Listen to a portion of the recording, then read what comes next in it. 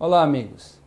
Estamos aqui para o nosso segundo programa, no qual estamos reunidos com alguns amigos para conversarmos sobre o tema da música na igreja. Esse tema é tão fascinante, tão fundamental e que tem, infelizmente, às vezes, gerado alguma polêmica.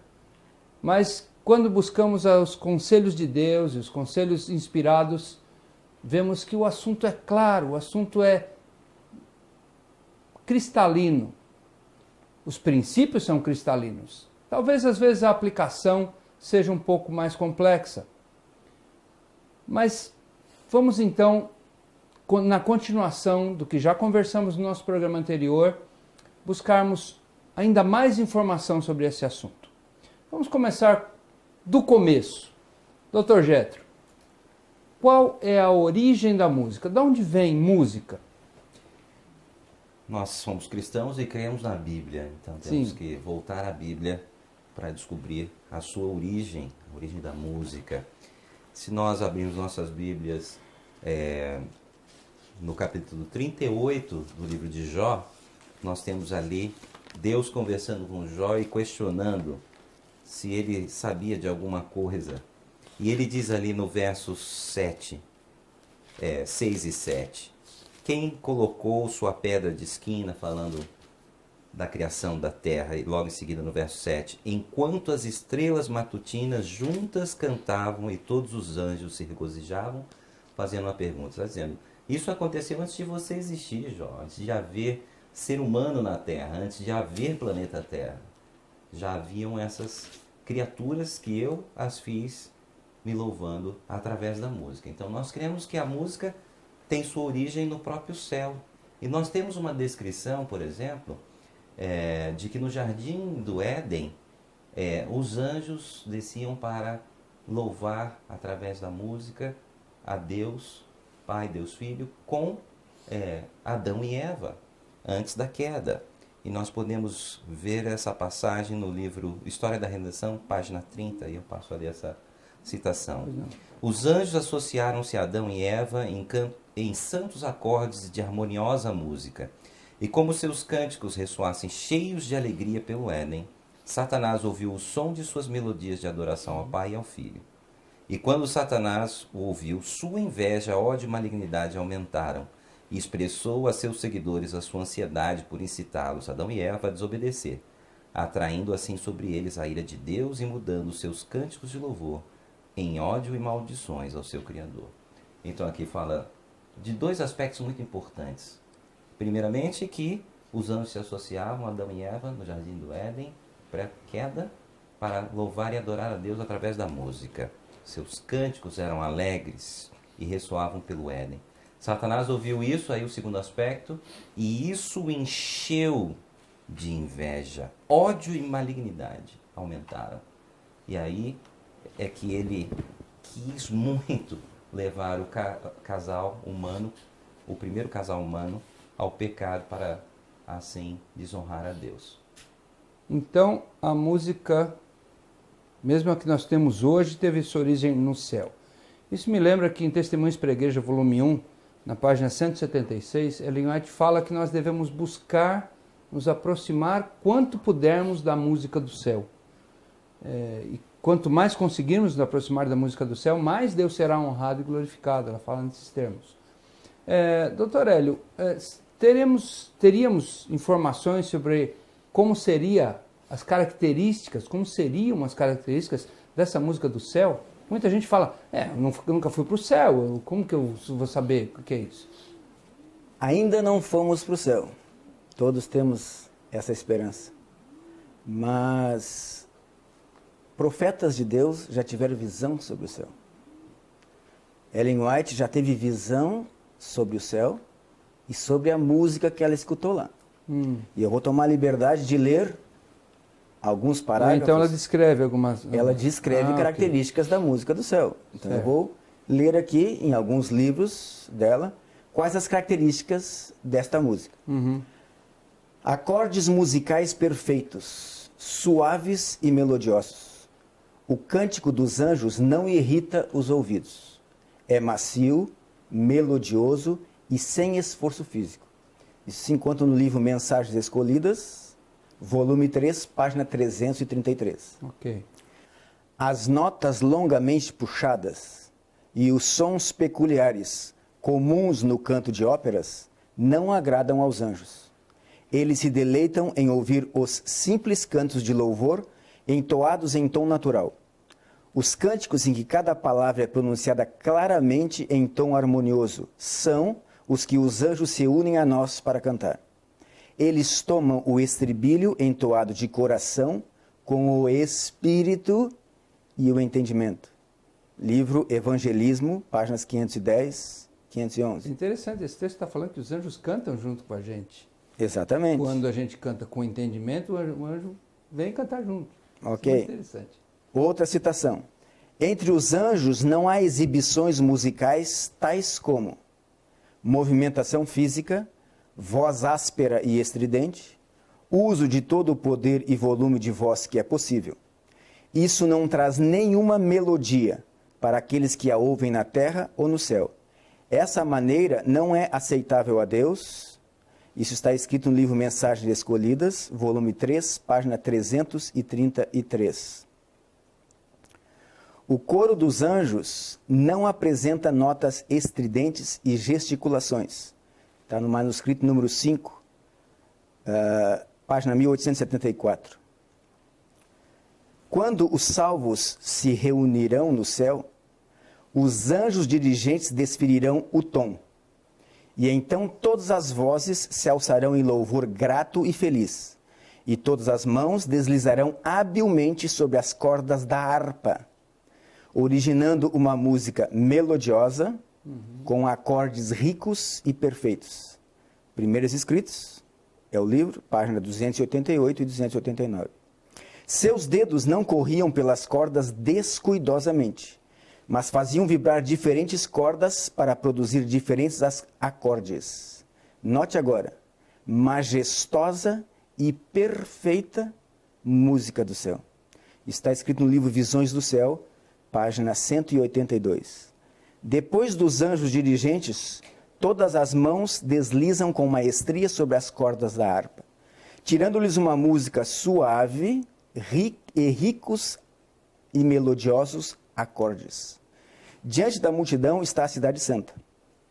Jesus abre as portas e a angélica multidão entra por elas, enquanto a música prorrompe em arrebatadora melodia.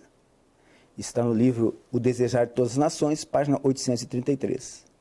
Por entre o agitar dos ramos de palmeiras, os redimidos derramam um cântico de louvor, claro, suave e melodioso. Todas as vozes apreendem a harmonia, até que reboa pelas abóbadas do céu. Interessante, desculpa a interrupção, mas esse texto é muito interessante. Você veja que o canto é suave e, ao mesmo tempo, majestoso e grandioso, sem nunca ser estridente. São os textos que a gente viu. Né? Ordeiro, tudo feito com decência, com ordem, com maestria, foi citado, com habilidade. Os anjos tocam notas diferentes, tocam cordas diferentes para dar nota. Então, tem habilidade ao tocar. Né? Então, realmente são características bastante interessantes. Eu quero chamar a atenção o seguinte: quando nós lemos no outro programa sobre a verdadeira adoração, dizia lá, com espírito, emoções e entendimento com a mente. As características do céu, da música do céu, também são essas. Também. Entoada com espírito, emoções e entendimento. Inclusive, a gente tinha visto no outro texto que quando a gente canta com entendimento, os anjos vêm cantar junto. Entendeu? Interessante. É interessante também observar que nessa descrição dessas características, elas não são características musicais muito específicas. Ah, sim, é verdade. É verdade. Até mesmo não tem a partitura, né? Nem dizendo coisas específicas sobre música, né? O único instrumento que foi mencionado aí é a harpa. Eu particularmente imagino, né, baseado na Bíblia, que o que Deus tem reservado para nós no céu é algo muito além do que nossa imaginação humana tão limitada possa vislumbrar.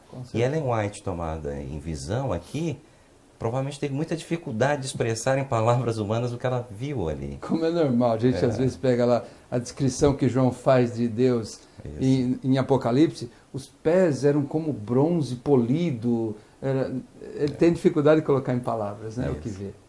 É muito interessante. Pastor Gilberto, agora, a gente vê então, a música foi criada por Deus, a gente conhece algumas características da música do céu, imperfeitas, é claro, mas dentro da nossa possibilidade de conhecer. Agora, se a música foi criada por Deus, por que nós temos aqui músicas que um cristão se escandalizaria em ouvir, ou que não seria apropriado para um cristão ouvir? Não veio tudo de Deus? Essa é uma afirmação muito comum aí fora. Tipo, Satanás não pode criar nada, então todas as músicas, todos os estilos musicais foram criados por Deus. Então tudo seria aceitável. Mas eu diria que Satanás não criou, mas ele fez modificações, não é? Por exemplo, as letras do alfabeto, elas são amorais, não é? Mas com as mesmas letras, eu posso construir frases pejorativas, negativas, palavrões, que já deixam de ser amorais. Uhum. Da mesma forma, as notas musicais, elas por si são amorais. Mas com as mesmas notas, eu posso produzir músicas profanas, não é? Certo. Agora, esse contexto, daqui a pouco provavelmente vamos entrar no mérito da questão cultural, mas eu quero pelo menos fazer uma abertura. No céu, não há dúvida de que Satanás, ou antigamente Lúcifer, ele era o regente, o músico por excelência. E não há dúvida nisso na teologia, entre os estudiosos. No entanto, quando esse ser se rebelou, quando ele pecou, essa transformação para o pecado também ocorreu na sua arte, na sua habilidade musical. E a descrição utilizada pelo Dr. Jethro a respeito da música no Éden evoca, inclusive, essa ideia da repugnância de Lúcifer quando ouviu o ódio dele, a malignidade em seu coração, quando ele ouviu aquele cântico, né, de Adão e Eva com os anjos ali, louvando, adorando a Deus. E tem uma palavrinha ali que chama a atenção. Diz assim: os anjos associaram-se a Adão e Eva em santos acordes de harmoniosa música. E como seus cânticos ressoassem cheios de alegria pelo Éden, Satanás ouviu o som de suas melodias de adoração ao Pai e ao Filho. E quando Satanás o ouviu, a sua inveja, ódio e malignidade aumentaram. E ele expressou a seus seguidores a sua ansiedade por incitá-los, ou seja, Adão e Eva, a desobedecer, atraindo sobre eles a ira de Deus e fazendo o quê?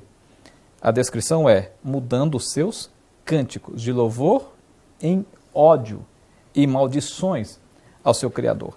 Portanto, Lúcifer, quando ele entrou em rebelião, quando ele se tornou um ser decadente, apostatado, com ele também as suas habilidades, a sua arte, sofreu essa mutação, essa mudança radical.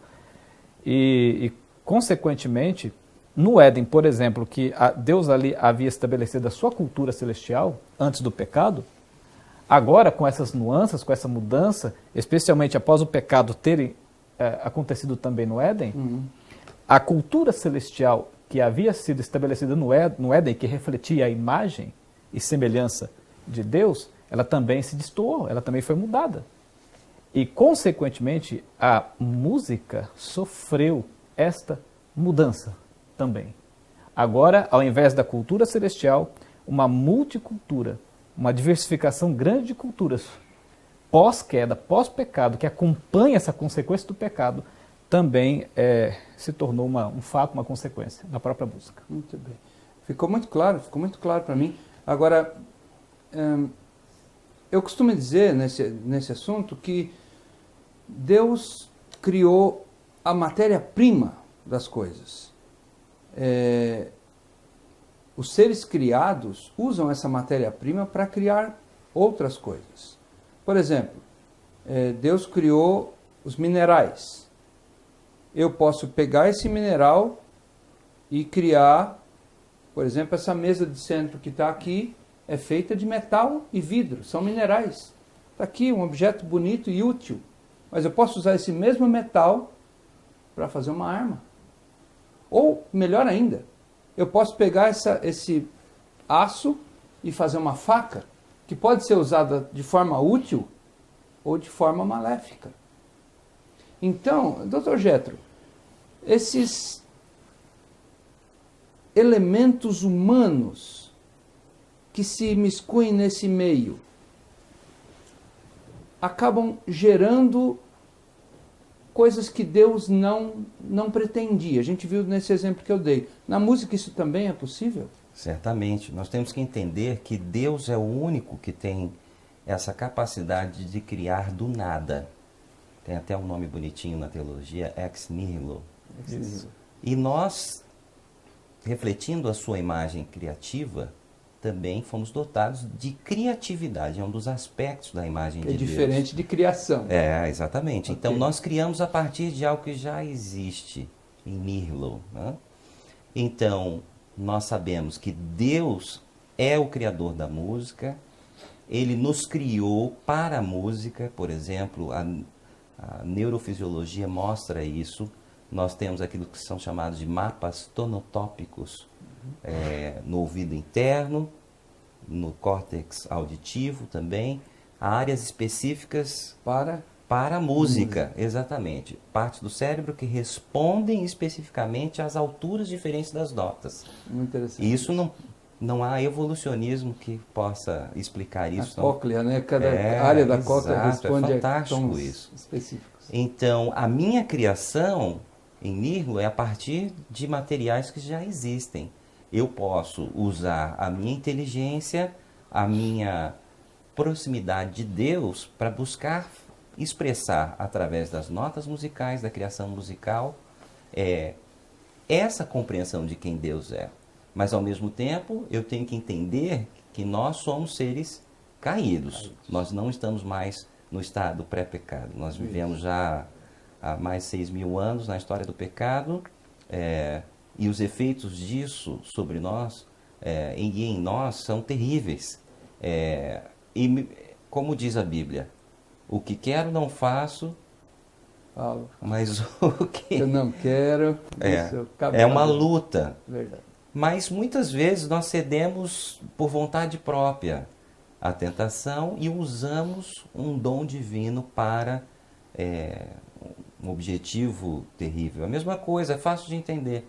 Nós cremos como cristãos que Deus criou o sexo, inclusive para o prazer entre o casal de um homem e uma mulher. Claro. E como isso tem sido deturpado pelo pecado, pela ação de Satanás aqui nessa terra. Da mesma maneira, a música sendo um ato criativo, de criatividade, que é uma reflexão da imagem de Deus em nós, todo ato artístico, eu creio que mas pode ser deturpado. É uma maneira de, inclusive, deturpar a imagem de Deus no ser humano. Muito obrigado.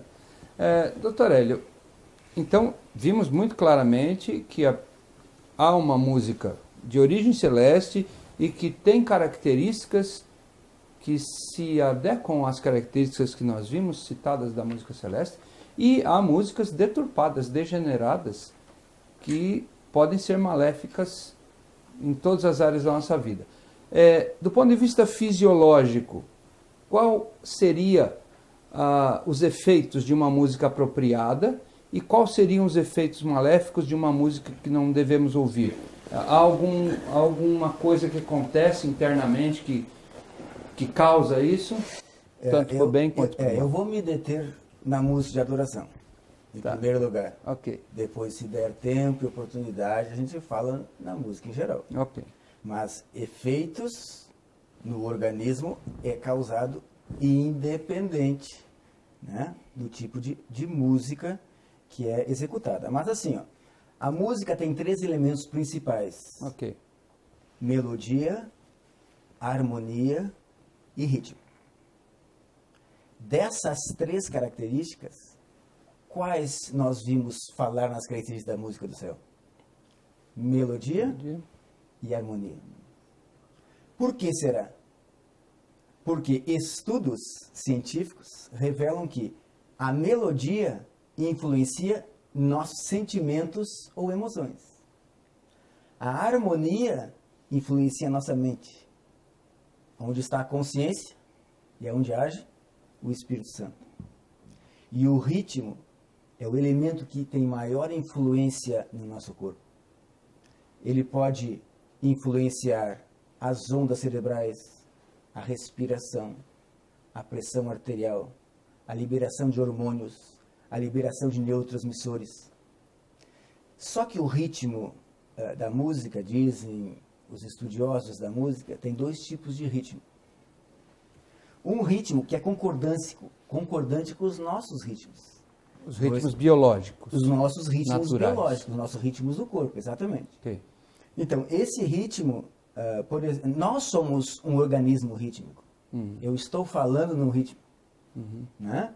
Nós caminhamos no ritmo, nós respiramos no ritmo. O coração bate no ritmo. Os hormônios são liberados no ritmo. Existem, então, princípios bíblicos para nortear a música que devemos utilizar na adoração? Sim, com certeza. Eu poderia enumerar vários. Por exemplo, para nortear o princípio, eu poderia citar pelo menos 7. Em João 4, verso 4, por exemplo, o princípio seria estar em harmonia com a verdade de Deus. Em Mateus 4, verso 10, o princípio seria que deve nos elevar somente a Deus.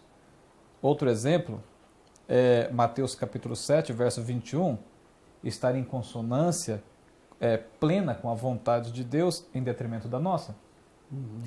Em Jeremias 17, verso 9, o princípio seria não deve seguir as inclinações do coração humano. Embora... Sim? Só me permita aqui. A música é uma expressão humana. Né? Por que ela não deveria seguir as inclinações do coração humano se é uma expressão humana? É porque Jeremias escreveu que o coração é mais enganoso, né? É enganoso. As emoções são enganosas. É claro, assim como também aspectos racionais podem ser enganosos.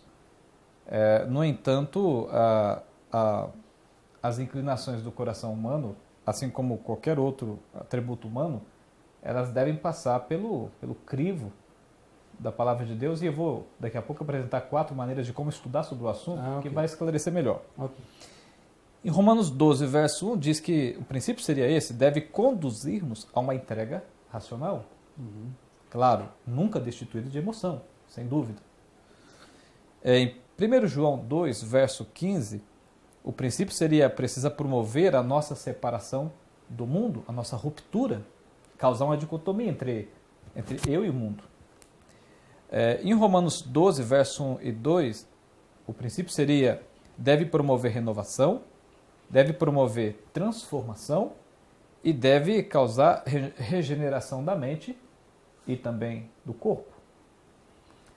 E assim como as doutrinas bíblicas, para serem emolduradas, construídas, são necessárias muito estudo, muita pesquisa, eu diria que para se compreender melhor essa questão da adoração, o louvor, a música também deveria passar pelo mesmo parâmetro.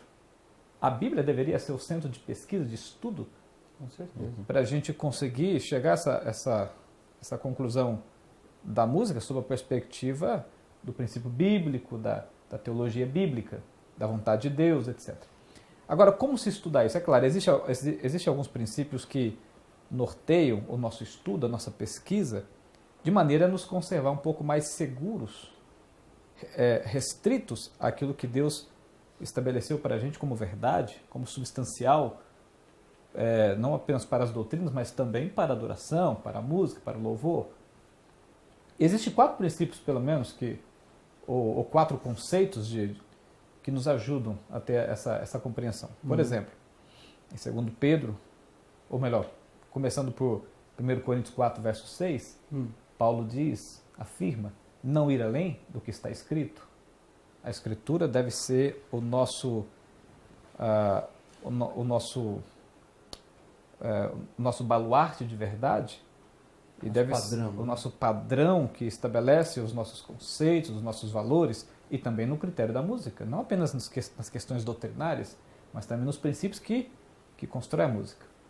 O segundo princípio, o segundo conceito seria o descrito em 2 Pedro 1, verso 19 a 21. A Bíblia responde a si mesma. As nossas dúvidas sobre música, as nossas dúvidas sobre princípios e valores musicais devem ser absorvidos, buscados, pescados na Escritura. Ela tem que dar essa resposta a nós, e não o que eu acho, e não o que eu penso. O terceiro conceito seria aquele descrito em Isaías 28, 10, e que diz um pouco aqui, um pouco ali, regra sobre regra. Se um princípio, se um valor musical pode não ser claro em determinados textos, a gente tem que buscar o contexto, não é?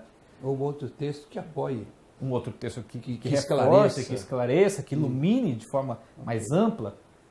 E o quarto conceito de interpretação seria aquele descrito em Isaías 8, verso 20, a lei e ao testemunho.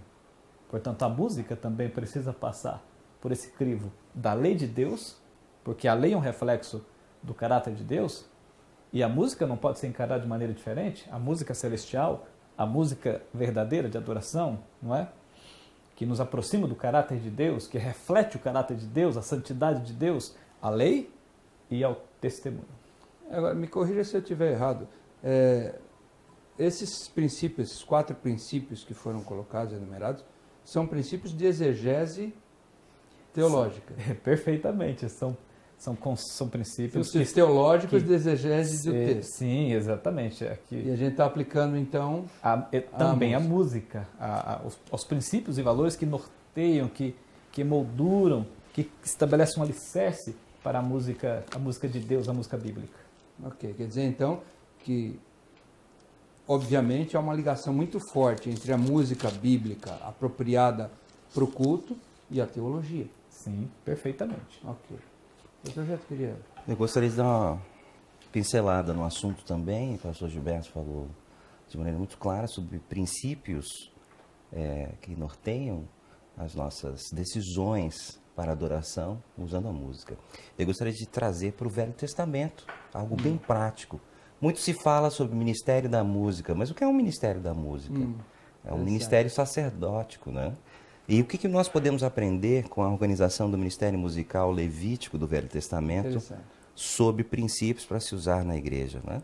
As referências são muitas, desde o livro de Deuteronômio, os 2 livros de Crônicas, o livro de Esdras, Neemias e assim por diante. Eu vou descrever o que é o modelo bíblico do Velho Testamento de um ministério musical. Haviam 4.000 levitas habilitados para cantar e tocar, e foram instituídos pelo rei Davi. Destes, 288 eram considerados músicos mestres, eram professores de uma proficiência alta, e eles eram divididos em equipes, 24 grupos de 12 cada grupo, né?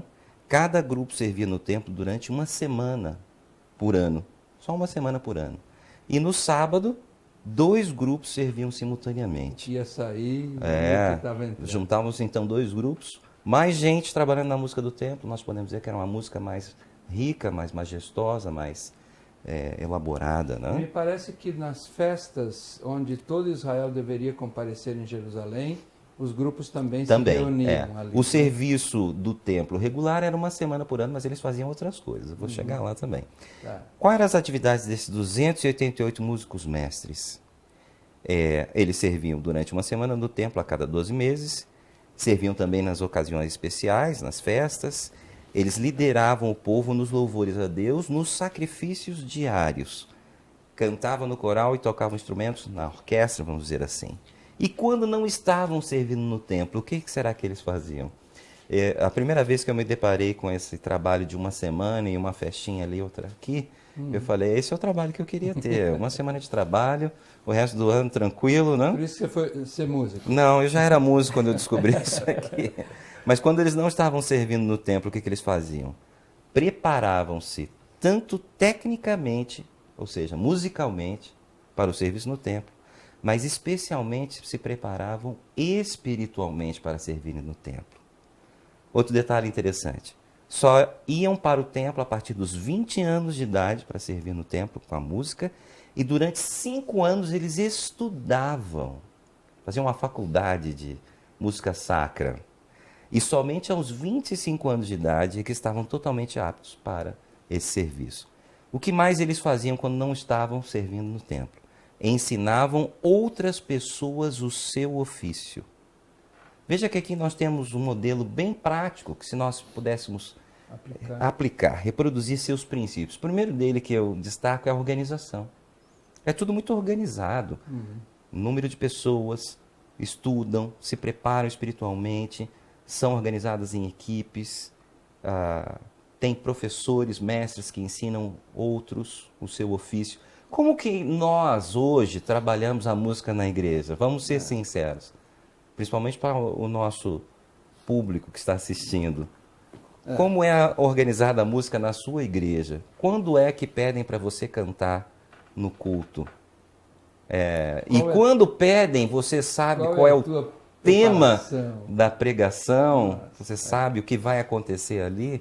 Há um preparo realmente musical para a apresentação no culto? Quantos ensaios são Quantos feitos? ensaios são feitos? Você sabe o que realmente é a melhor escolha para aquele culto? E aí o preparo espiritual. Eu nem vou entrar nesse mérito porque eu creio que nós somos muito negligentes nisso. Então veja, se nós aplicássemos esses princípios de organização, de preparo técnico e preparo espiritual, creio que nós poderíamos avançar muito em termos de ministério musical. Com certeza. Bom, Dr. Jetro, foi muito importante o que você apresentou, porque existem pessoas que elas insistem com a ideia de que nós não podemos trazer esses elementos do santuário antigo, do templo antigo, para os dias atuais. Claro. De fato, nós não vamos trazer aqueles elementos físicos do santuário, do sacrifício, etc. Mas os princípios, eles permanecem nos nossos dias. Inclusive os princípios que norteiam a música do templo, como você mesmo descreveu, a questão da ordem, organização e os outros princípios também que estão interagindo ali com a adoração no templo. E o mais surpreendente é que na descrição de toda essa ordem, essa organização, a música quando foi apresentada no templo ali, lá em Crônicas diz que a glória de Deus encheu o templo. Na inauguração do templo. Na inauguração do templo, a glória de Deus encheu o templo. Então, os mesmos princípios precisam permanecer em nossos dias, e se esses princípios permanecerem unificados com aquela ideia da sinceridade, da vontade de Deus, dentro da luz que recebemos, com certeza a glória de Deus não vai encher apenas o templo, mas a nossa vida também. Amém. Amém. Muito bem. Muito bom. Dr. Jetro, continuando com o assunto, mas partindo para uma outra vertente, um pouco mais prática então. Se a música é uma expressão do adorador, e se todos nós somos adoradores, seria importante que a música fosse conduzida por pessoas da comunidade local? Por quê? O músico da comunidade local, ele entende aquela comunidade. Então, se ele vai servir como expressão de adoração daquela comunidade, o ideal seria esse ou não? Sim. O músico, principalmente o que lidera, ele deve ser parte daquela família cristã, daquela congregação, daquela igreja. Lógico que em alguns momentos isso é mais difícil. Uma igreja que não tenha um músico capacitado pode trazer uma pessoa de fora para ajudar. Mas isso deve ser apenas uma ajuda pontual. Vamos ver as orientações que nós temos aqui, né?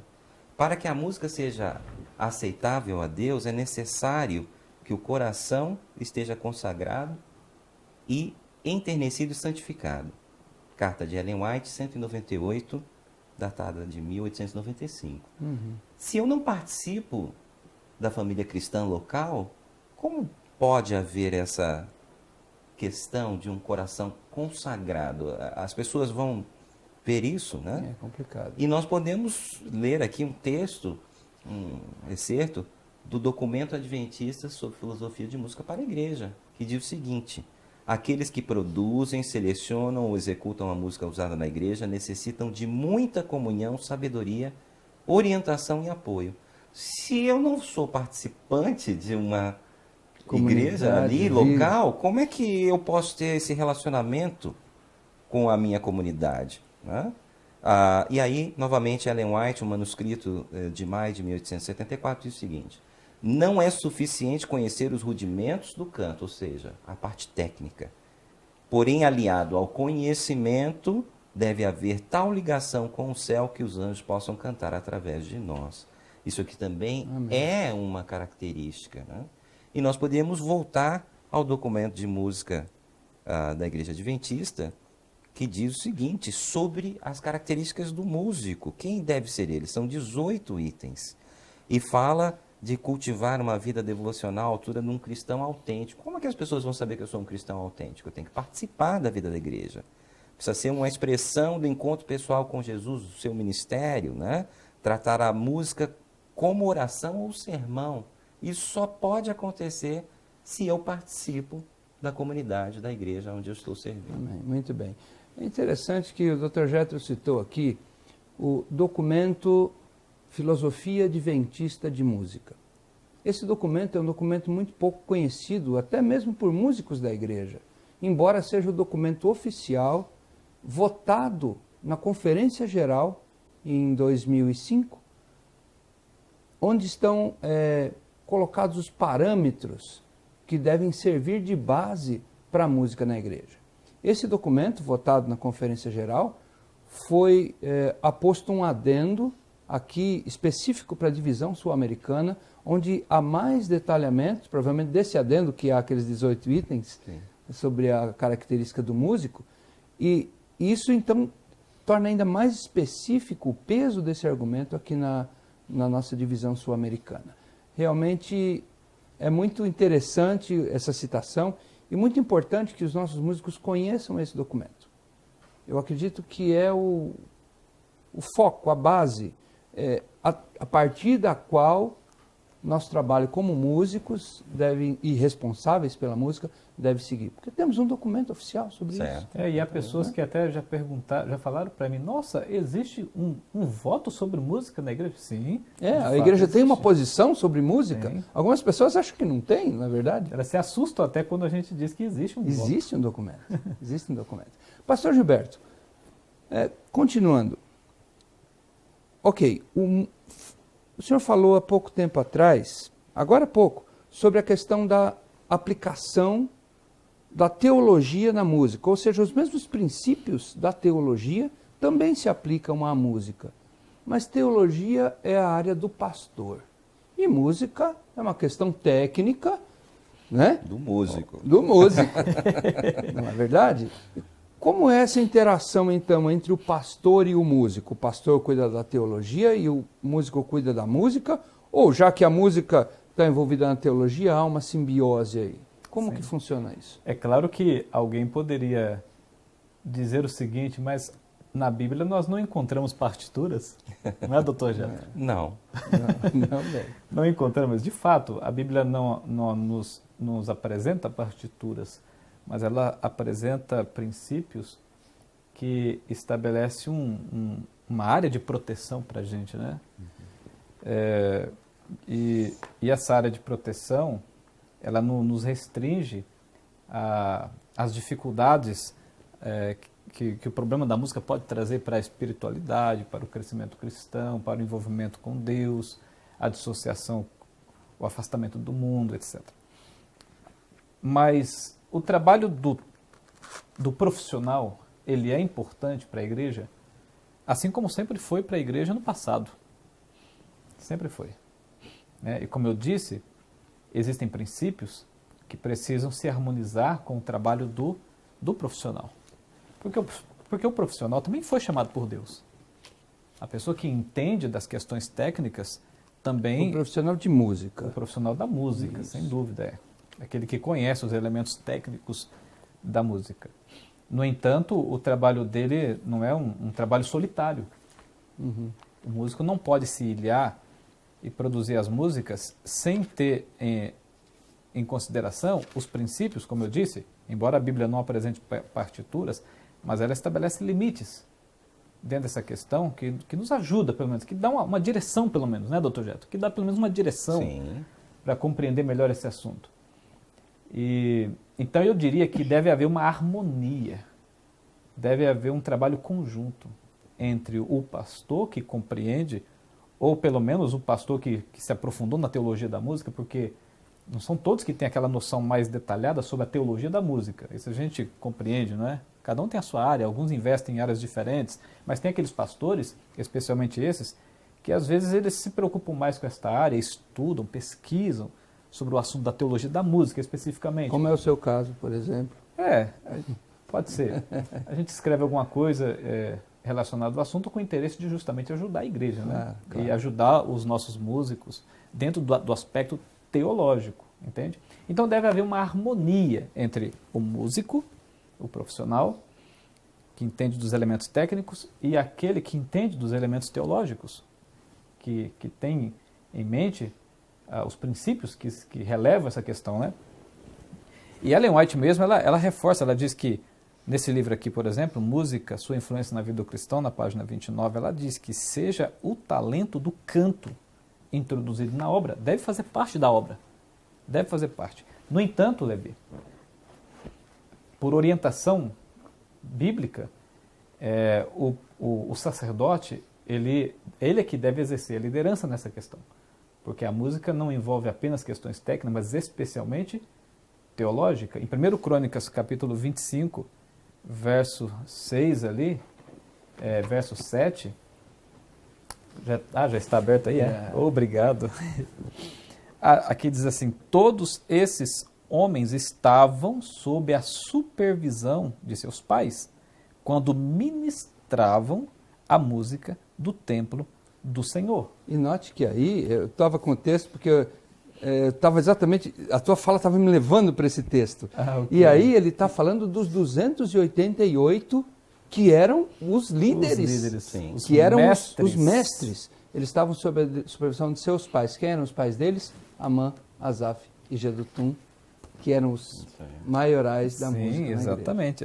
Então estava sob a supervisão sacerdotal. Com certeza. A música, a organização da música, os elementos da música estavam sob a supervisão sacerdotal. Eu tenho até uma declaração aqui do Leonard Payton, e eu acho interessante essa declaração. Ele diz assim, que os músicos podem ser os discípulos mais estratégicos que o pastor possui. Olha que lindo, olha que maravilhoso. Bela muito, citação. Muito. Então o trabalho conjunto, harmonioso, entre o profissional e o pastor, entre a técnica e a teologia, só tem a enriquecer a adoração. Se for construída, claro, sob essa perspectiva bíblica, não apenas profissional, mas também bíblica, teológica, amparada pela vontade de Deus. Ok, ficou muito claro. Agora, Dr. Jetro, como músico agora, pastor Gilberto falou aqui que a supervisão, a direção deve ser dada pelo sacerdote. Mas como músico, o senhor concorda com isso? Ou a música envolve questões técnicas e quem deve cuidar disso é o técnico e me deixa que eu sei o que eu estou fazendo? Vamos ver, né? Existem os dois extremos. Existe aquele músico que não quer ninguém dando opinião no seu trabalho dentro da igreja, que fala, quem entende música sou eu, o músico sou eu, o senhor é o pastor, cuide dos seus afazeres, né? E existe também um outro extremo na posição pastoral, que é o pastor que diz assim, realmente eu não entendo nada de música, eu não sei nada sobre música, deixo na sua mão. Mas tem tantos princípios, como o pastor Gilberto enumerou aí, princípios bíblicos para serem aplicados, que é a área do pastor. Então deve haver, obviamente, uma harmonia no trabalho de músico e pastorado. Eu quero ler uma citação de Ellen White sobre questões de decisões, tomada de decisões dentro da obra de Deus. Ela diz o seguinte, nunca deve a mente de um homem ou de uns poucos homens ser considerada suficiente em sabedoria e autoridade para controlar a obra e dizer quais os planos que devam ser seguidos. Igreja Remanescente, página 67. Então veja bem, se uma grande decisão vai ser tomada, eu vou introduzir um elemento novo no culto, isso não pode ficar só na decisão de uma pessoa ou de uns poucos. Deve ser uma decisão que envolva várias pessoas da igreja, a comissão, bem discutido. E muitas vezes o que tem acontecido é justamente o oposto dessa recomendação. o músico toma decisão, ou um pastor toma decisão, e às vezes é uma decisão positiva, às vezes é uma decisão negativa, e refletida, não discutida, não analisada pelo grupo de pessoas responsáveis pela liderança da igreja. Então eu creio que esse conselho de Ellen White serviria muito bem o propósito de orientar como deve ser levado o ministério da música. É porque, na verdade, Dr. Getro, na verdade ninguém trabalha sozinho. Ninguém. É por isso que tem a comissão da igreja, não é verdade? Sim, de tomar as decisões. Isso. Né? Sim, é igual, por exemplo, dentro de uma família, embora o homem recebe de Deus a incumbência da liderança, mas deve haver uma harmonia. Com certeza. E não um autoritarismo, um ilhamento de ideias, não, de forma alguma. Da mesma maneira, o Ministério da Música deve ser um conjunto harmônico entre as pessoas que cantam, estão envolvidas com a música e o ministério sacerdotal. É claro que a liderança do pastor, a liderança do sacerdote, é porque ele representa o evangelho, ele representa os princípios, a teologia da igreja, não é? Então, por essa razão, é que os princípios norteados pelo músico devem ser norteados pelo sacerdote, pelo pastor. Com certeza. Okay. Muito bem. Creio então que ficou bastante claro os assuntos que abordamos aqui. Nós agradecemos a tua atenção durante todo esse tempo. Fique atento, estamos planejando outros programas onde detalharemos um pouco mais ainda alguns aspectos que foram abordados aqui. Então fique atento, em breve teremos mais novidades para você. Que Deus o abençoe no seu trabalho, seja como músico, seja como ouvinte, como adorador principalmente, ou como líder, mas que Deus esteja com você e que tudo que façamos seja sempre para a sua maior honra e glória.